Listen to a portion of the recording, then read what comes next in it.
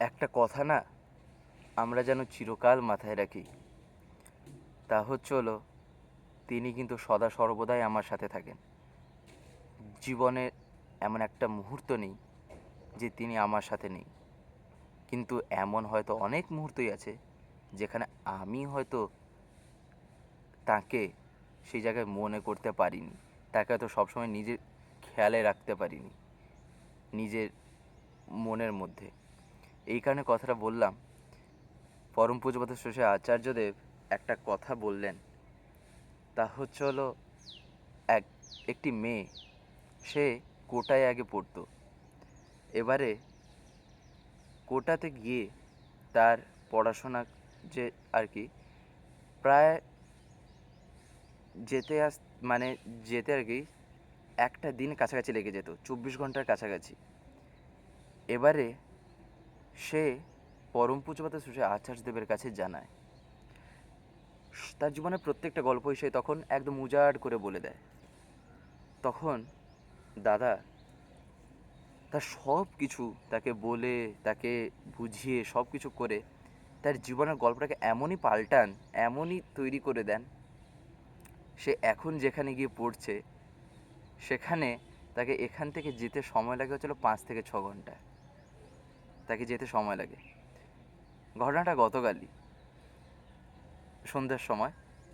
তখন পরম পূজ্যপাত শ্রী আচার্যদেব একটা কথা বলেন, হিন্দিতে বলছেন, मैं हूं ना तेरे साथ, आगे चल। এই যে मैं हूं ना तेरे साथ, এই যে শব্দটা, এই যে বাক্যটা, কয়েকটা শব্দকে নিয়ে এইটা যখন শুনতে পাওয়া যায় না তার শ্রীমুখ থেকে, যেন মনে হয় জীবনের সব কিছু পেয়ে গেছি। এই যে मैं हूं ना तेरे साथ, আমি তো আছি তোর সাথে, আমি আছি না তোর সাথে, তাহলে কিসের চিন্তা, কিসের ভয়, তাই না? এটাই হলো তার দয়া। যখনই এইরকম কোনো কথা শুনি যেন মনে হয় জীবনে যতই পাপ আমরা করে থাকি না কেন, যত যাই করে থাকি না কেন, তিনি কিন্তু তা গ্রহণ করবেনই।